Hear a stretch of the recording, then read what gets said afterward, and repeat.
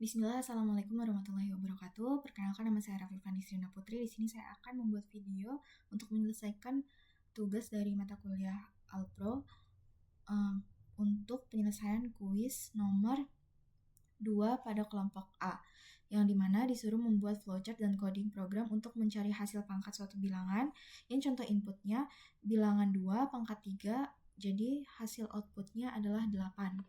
Nah, sebelum kita membuat program, kita disuruh untuk membuat algoritma deskriptif. Yang dimana di sini mulai pertama, kemudian kita memesan variabel B untuk menyimpan bilangan, P untuk menyimpan pangkat, H untuk menyimpan hasil, I untuk menghitung jumlah perulangan di memori dengan tipe data integer. Kemudian input B dan P.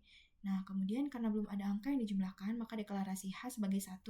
Kemudian karena banyak nilai yang dijumlahkan diketahui, maka kita dapat menggunakan pernyataan for, karena nilai yang dikalikan diawali dengan 1, maka inisialisasi nilai I sama dengan 1, karena perkalian akan terus dilakukan selama I kurang dari P dan akan keluar dari perulangan apabila I lebih besar dari P, maka masukkan kondisi I lebih kecil dari P. Di dalam pernyataan for, masukkan statement yang akan menghasilkan hasil perpangkatan, yaitu lakukan H sama dengan H dikali B. Lalu ia bertambah 1 dan melakukan perulangan lagi sampai kondisi tidak lagi terpenuhi. Kemudian cetak H dan selesai. Nah, di sini ada pseudocode-nya. Di sini variabel B, P, H, I sebagai integer, kemudian begin, write tampilkan di layar pesan masukkan bilangan, read B masukkan pangkat, read P, kemudian 1 untuk nilai H, for I 1 to N, dan H ini H dikali B masuk ke H, I plus 1 masuk ke I, kemudian tampilkan pesan kalimat hasil dari B di pangkat P sama dengan H, kemudian N. Nah, di sini ada program C++-nya.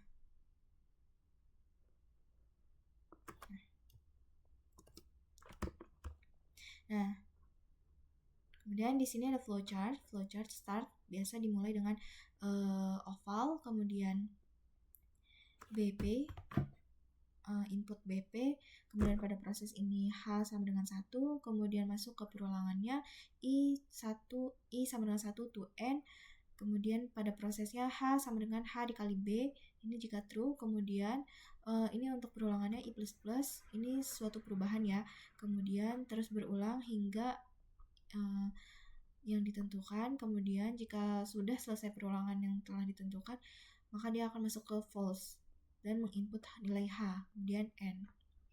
Nah, untuk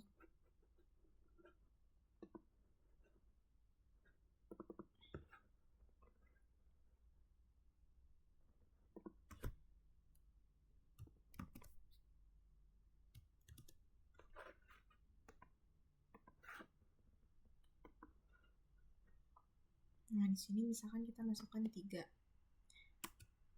Nah, masukkan pangkat 4. Maka hasil dari 2 dipangkatkan 4 adalah 16. Nah, di sini ada include IOStream. Di sini include IOStream itu untuk menyertakan pustaka input output seperti cin, cout, dan endline, kemudian using namespace std untuk menggunakan namespace std standar untuk menghindari penulisan berulang dari std-nya, kemudian inmain sebagai fungsi utama, kemudian memesan variabel atau mendeklarasikan bahwa BPHI ini adalah integer, kemudian menampilkan ke layar masukkan bilangan ini untuk meminta input pada pengguna. Nah, kemudian masuk ke B. Nah, habis itu masukkan bilangan pangkat. Nah, ini juga meminta input dan menampilkan di layar pesan masukkan pangkat yang kemudian nilainya akan masuk ke variabel P. Kemudian ini menginisialisasikannya atau sebuah menginisialisasi H sama dengan 1. Kemudian masuk ke perulangannya. Di sini I sama dengan 0. Ini sebagai inisialisasi, kemudian kondisinya I lebih kecil dari P, dan kemudian perubahannya I++. Kemudian pada prosesnya H dikali H, berarti ini maksudnya adalah H sama dengan H dikali B. Kemudian si out-nya ini menampilkan ke layar hasil dari ini jumlah dari B tadi, ini nilai B tadi, ini nilai P, kemudian sama dengan nilai H yang telah kita hitung tadi, kemudian n-line. Ini n-line sebagai baris baru. Nah,